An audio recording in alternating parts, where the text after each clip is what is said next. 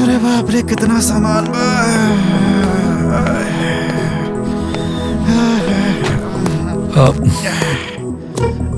जी जी का नाम बतौले थे अपन? हमार नाम चिरागना बा चिरागना। चिरागना? हाँ। ई कैसा नाम बारे? हमार नाम तो बहुत बड़ा रहा, ओके शॉर्टकट में चिरागना कर देनी। ई शॉर्टकट हो तो हाँ। लंबा का बा बता? अबे बताई। चुप। अच्छा ये बताओ आकाश क्या न लेवे लिया? अरे मालिक आपके आवे के खुशी में अब बुखार आ गई। क्या कहता है? बुखार कैसे हो गई? वो है खुशी, कभी खुशी कभी गम। गाड़ी में एसी ठीक बा ना? अरे साहब वो चालू कैल वो भूला गई नहीं है। भूला गेले? हाँ। गाड़ी चलावे ले ना?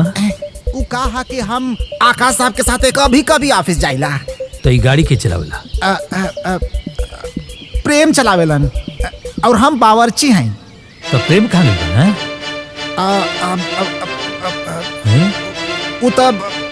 उत घरे बाड़न साहब। कहे के मतलब प्रेम साहब के साथे गए हमन। अभी तो तू कहत रहा कि उनका बुखार आइल बा, तो फिर ऑफिस कैसे गई बा? हाँ हमार कहे के मतलब साहब के बुखार बा तो साहब के देखभाल खातिर घरे बाड़न। आकाश के बुखार आइल बा, वो घरे बाड़े, तो प्रेम कहाँ गइल बा? अरे साहब वो का बाकी प्रेम घर पे बाड़न, उनके साथे बाड़न साहब के देखभाल करे खातिर। अच्छा ते गाड़ी लेके चल। क्या कहता रे? आज तो फांसी गए रहनी।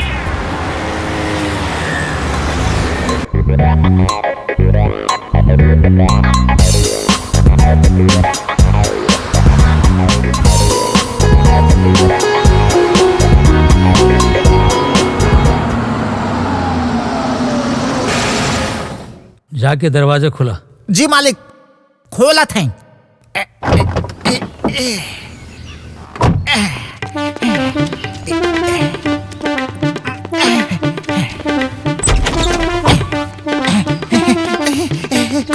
खोल देनी दरवाजा खोल देनी। गाड़ी के दरवाजा खोले के कहनी है, घर के ना। जा सामान लेके आओ। बुढ़ौती में इतना गर्मी तो जवानी में का रहल होई? क्या बोल रहे अरे?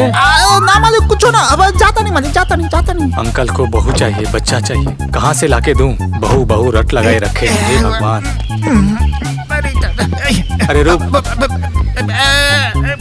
अरे साहब जब आप आइए गए हवा तो एक काम करा, बैग लेके चला, हम दूसरा लेके आवता नहीं। तू क्या समझा मैं यहाँ सामान लेने आया हूँ? तब कहे अइला? अंकल बहू से मिलना चाहते हैं। तब मिलवा दा, ओमे हमके का दिक्कत बा? क्या मिलवा दूं? तू पागल तो नहीं हो गया है? कहाँ से मिलवा दूं? अंकल के सामने बहू पहुँच जाई। क्या बोला तू? कहाँ से आएगी बहू?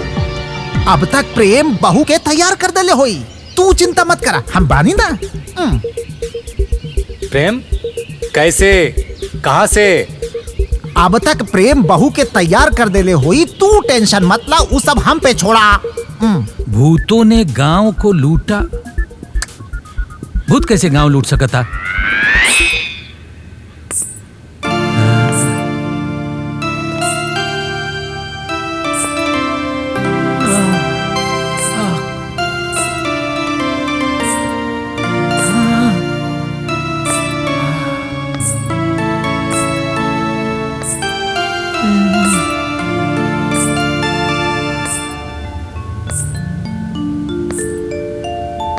पाँव पड़ता नहीं। खुश रह बहू। बताओ इतना मॉडर्न जमाना में इतना संस्कारी बहू। अरे भाई लेकिन हम तो अपना बहू के देखे के चाहता नहीं ना। अच्छा अरे हम तो भुलाइए गए रहनी है कि हमरा की हम मुँह देखाई के एगो रस्म होला। अब ये ला। अरे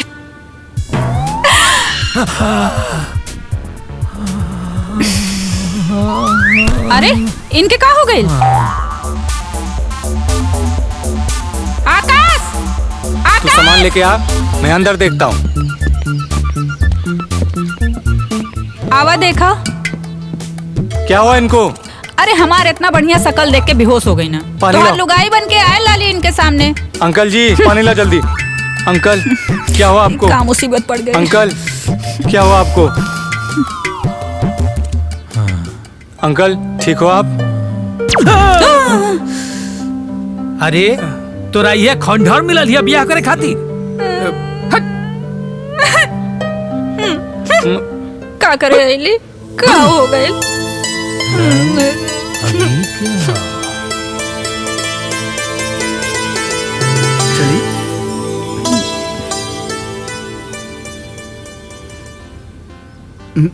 जी प्रणाम।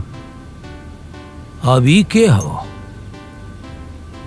सजनी। सजनी? हाँ, राउर आपन बहू सजनी। सजनी? राउर बहू रानी। तई के रहल हा? मानसी की आंटी। अभी मानसी के हो? राउर बहू रानी। अभी तई सजनी कहत रहल हा? अंकल, असल में हमार नाम मानसी है और आकाश जी हमके प्यार से सजनी कहले। हैं? अच्छा, एकर नाम मानसी हो? हाँ अंकल। तो ही काहे नाम देत रहला? अरे भाई, बदतमीज कहीं के अपन मालकिन के नाम लेवल जाला। अरे हम का कहनी है? चुप रह, वैसे होशियार मत बना। खुश रह, खुश रह। बेटा तहार आंटी एंगा काहे कोइली हा? मजाक करेली। वो समधिन है, आ समधिन के मजाक करे के हक होला। तो बुलाओ फिर हमरो मजाक करे के मन करत। अरे अंकल जी, आप फ्रेश हो जाइए, हम आप खातिर गर्मा गर्म खाना परोसतानी। अरे बेटा, घर के स्वाद तो हम भुलाइए गए नहीं। अब हम आ गइल बानी ना, तो हम ना भुलाए देव। अच्छा अच्छा।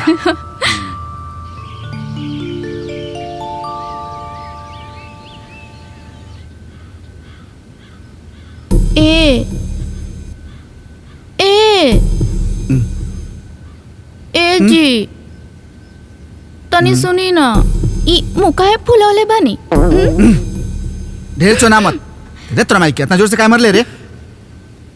सिचुएशन, हम एक्टिंग करत रहनी ना, तो रियल होए के चाहिए ना। सिचुएशन एक्टिंग में रियलिटी होके के चाहिए ना। तो रियल में स्वागत मनमु का?